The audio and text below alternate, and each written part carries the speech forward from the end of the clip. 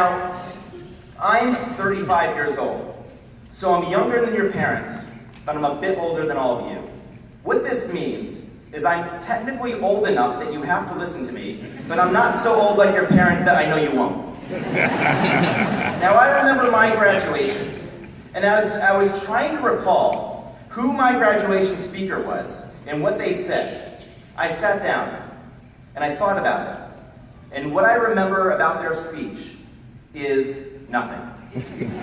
So 18 years from now, you probably won't remember any of this, but maybe one or two of you will remember one or two things that I'm going to say right now. And so what I want to do is leave you with 10 things that I wish I knew when I was sitting where you are right now. Number one, do not take career advice from your parents. I'm sorry, Mom and Dad. Do not do it.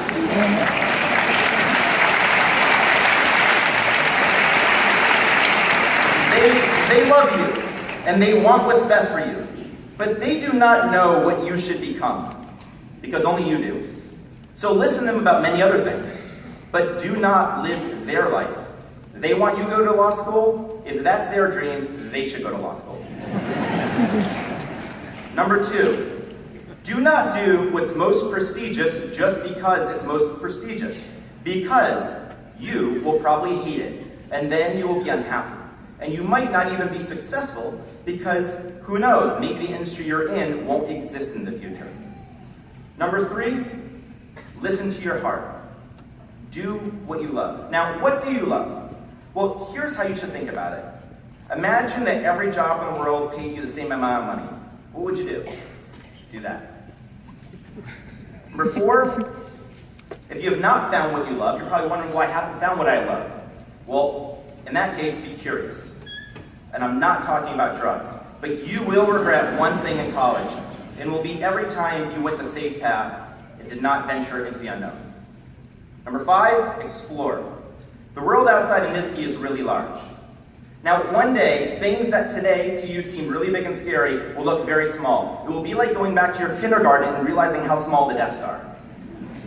Number six, be weird.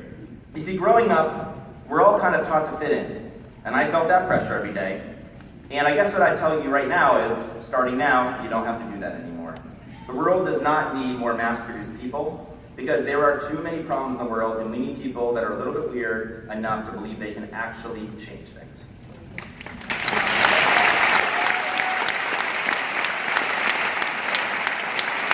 I'll give a few more.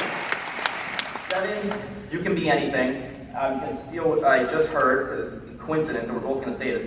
But in front of me may be famous artists or scientists. Someone might start a company bigger than Airbnb. Maybe the future President of the United States is actually right in front of me. And if they are, I hope they're not on Twitter. It's actually Number 8. Now this one you're not going to do. But I'm going to tell you anyway, and you're not going to do it. You should be closer to your parents than your college friends. No one's applauding in the front rows, only that. But be pragmatic. Here's why. After you graduate, like me, you might have to move home with them for a little bit. So make your friends now and be strategic. Okay, I got 2 more. Number 9, look to new industries, not just to what you wanted to do when you were a kid. What you want to do in your life, it might not even exist.